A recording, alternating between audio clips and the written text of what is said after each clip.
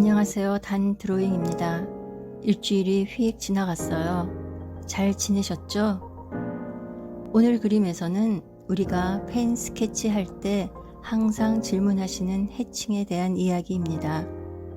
해칭을 어떤 방향으로 그어줘야 해요? 해칭의 길이는 어느 정도가 좋아요? 해칭을 어떤 해칭을 해야 예뻐요?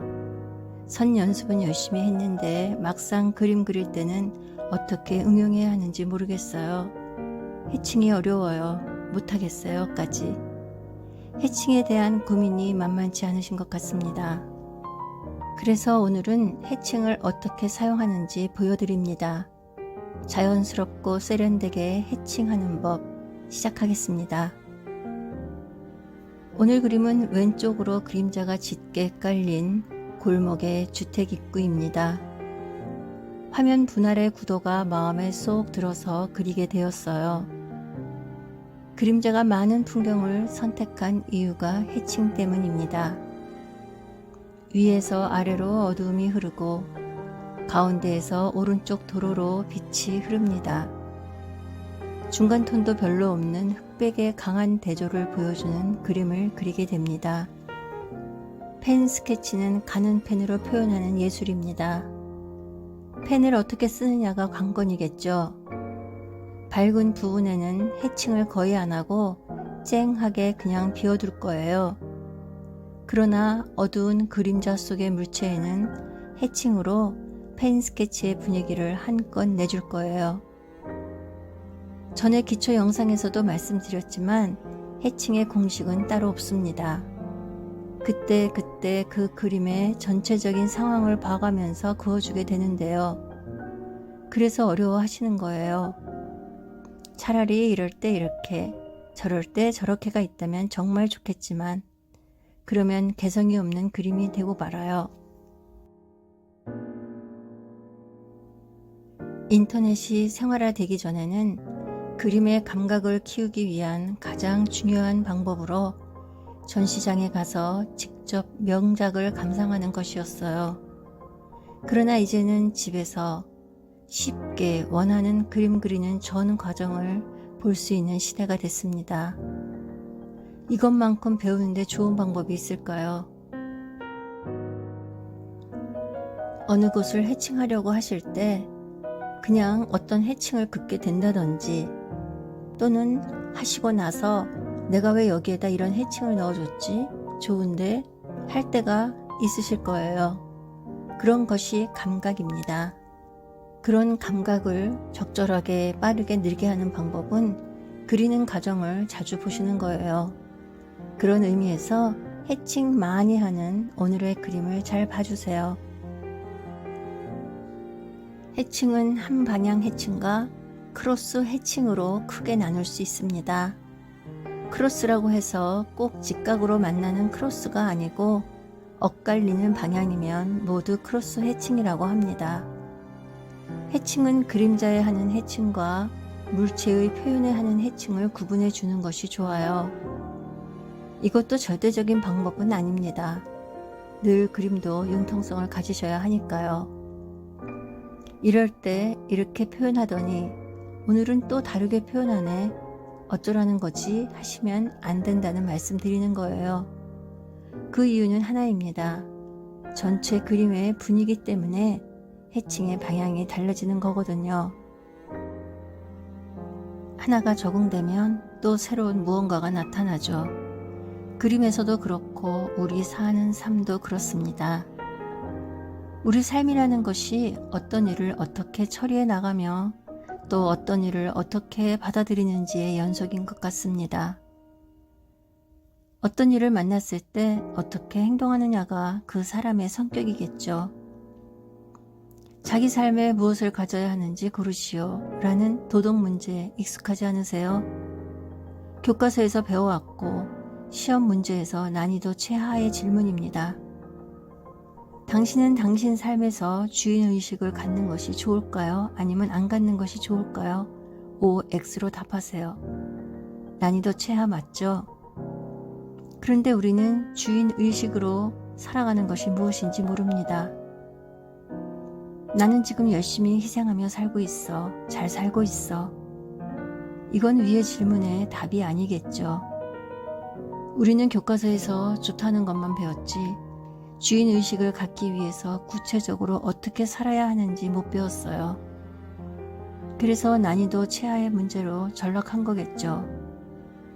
이건 OX가 아니라 주관식으로 자기 생각을 적을 수 있었어야 했습니다. 사소한 질문들, 특히 자식들에게 기본적이라고 당연한 거라고 알려주는 그 가치는 그저 이론일 뿐입니다. 그들은 그 말보다 내가 사는 모습을 보고 배워갑니다.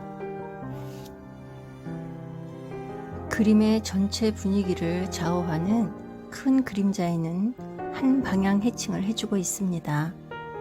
조금 전에 말씀드렸었죠. 그림자와 물체에 하는 해칭을 다르게 해주는 것이 좋겠다고요.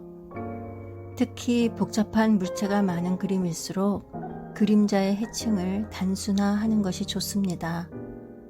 그래야 물체와 그림자의 느낌을 다르게 해서 구분지어 주는 겁니다.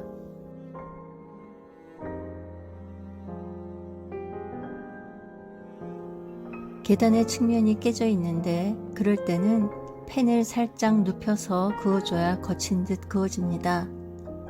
나뭇가지 그을 때처럼 꺾이는 선에 더 많은 변화를 주며 그어갑니다.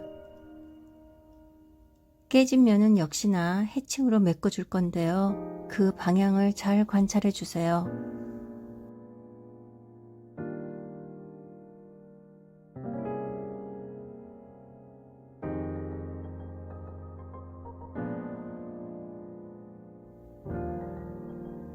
나무를 해칭할 때는 살짝 곡선의 느낌으로 해주세요. 아주 살짝이요. 그래야 나무통이나 가지의 기본적인 원통의 형태에 운동감이 주어지게 되거든요.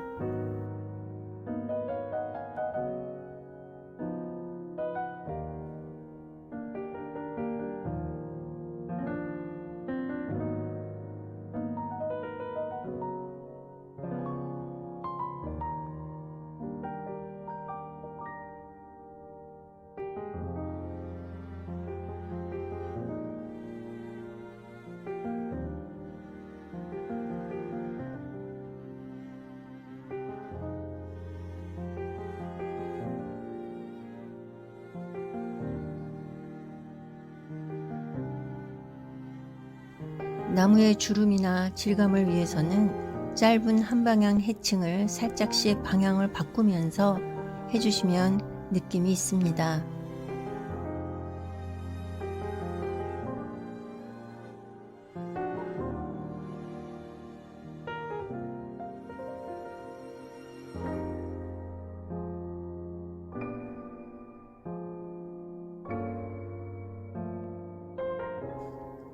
잎사귀의 모양을 그려줍니다. 가깝기도 하고 밝게 빛을 받는 몇 개 안 되는 잎이기 때문에 그대로 그려줍니다. 잎이 뭉친 부분의 어두움이나 문의 유리, 층계의 많이 어두운 부분은 색칠을 하듯이 메꾸지 마시고 짧은 해칭으로 각도를 조금씩 바꿔가면서 면을 채워가면 희끗희끗하게 남는 부분과 어우러져서 자연스러운 공간감이 표현되게 됩니다.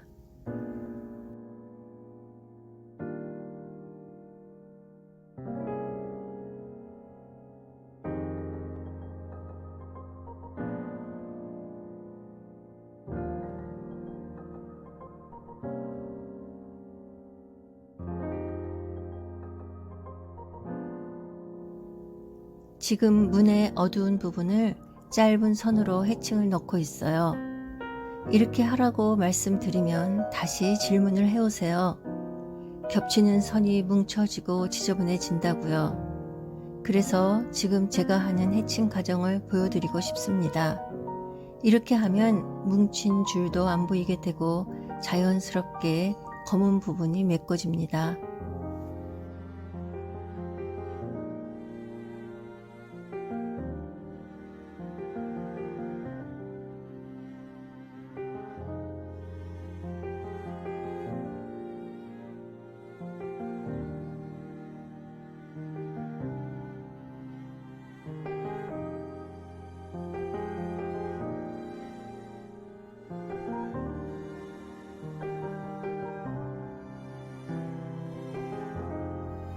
이렇게 펜 스케치를 일단락 마치고 나서는 전체적인 음영의 흐름을 그려주기 위한 마카 작업을 할 겁니다.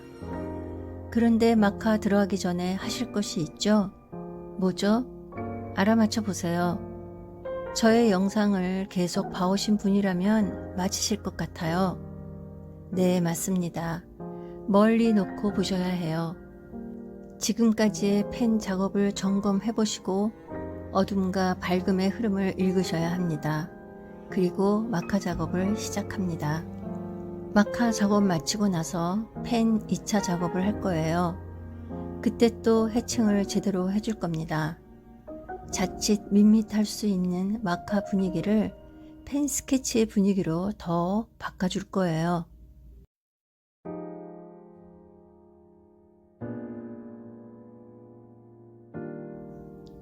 이때도 해칭의 감각을 자세히 봐주세요. 마카는 저의 영상 보시는 분들이라면 많이들 마련하신 것 같은데요. 마카 없으시면 이 과정 건너뛰고 2차 펜 작업을 하시면 됩니다. 마카는 여린 톤부터 차차 진한 톤으로 칠해갑니다. 보통 서너 개 정도 단계를 마련하셔서 즐기시면 돼요.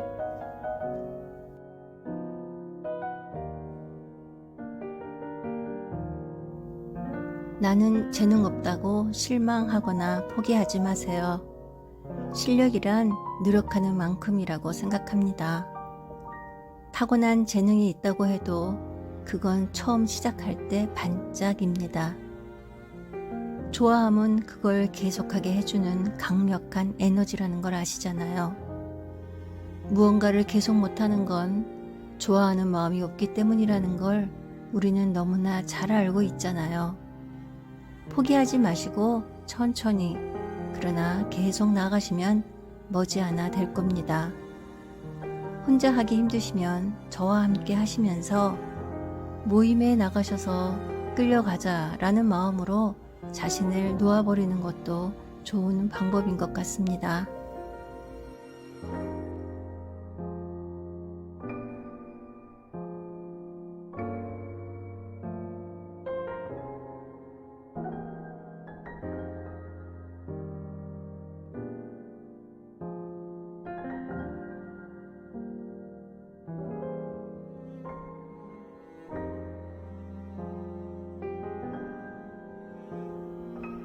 오늘 그림에서 사용한 해칭 내용에 대한 정리를 5가지로 해드리겠습니다. 첫째, 그림자와 물체에 하는 해칭은 될 수 있으면 구분되는 선을 사용하는 것이 좋다.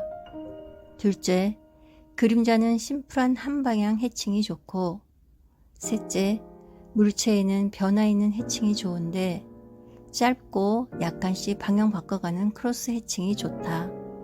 넷째, 나뭇결이나 굴곡에는 살짝 둥근 느낌의 해칭이 자연스럽고 좋다.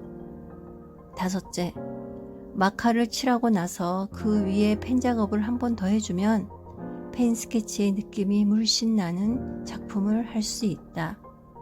등등입니다. 오늘 그림은 단순한 구도면서도 원근감 공부에 좋은 소재였고 빛과 그림자 표현에도 좋은 소재였습니다. 해칭 계속 보시면서 해칭의 감이 좀 생기셨길 바랍니다. 매일 한 장 그리신다는 구독자님, 저의 영상 보시고 미루고 미루던 그림에 용기 내셨다는 여러 구독자분들을 뵈면서 요즘 저도 자극받고 있습니다. 이번 주에는 무엇을 그리실 건가요? 더위와 장마가 성큼 다가왔습니다. 시원한 곳에서 더위 조심하시고 열심히 하는 한 주 되시고 우리는 다음 주에 스토리를 마음에 담고 다시 만나요. 오늘도 함께 해주셔서 너무나 고맙습니다. 좋은 날 되세요.